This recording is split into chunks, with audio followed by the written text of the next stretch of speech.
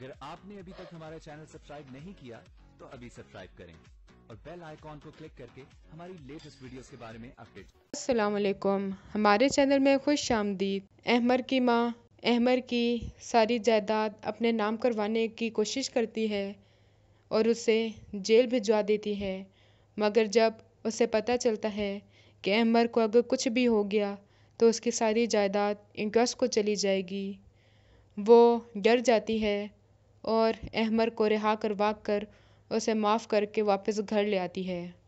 उसके घर आने से पहले ही ताबीर को घर से निकलवा देती है और उसके ख़िलाफ़ कान भरना शुरू कर देती है। कहती है ताबीर तुमसे मोहब्बत नहीं करती, अगर करती होती तो तुम्हारे वापसी का इंतज़ार करती। वो तुमसे तलाक चाहती है और दोबारा अपने एक्स फियांसे से शादी करना चाहती है।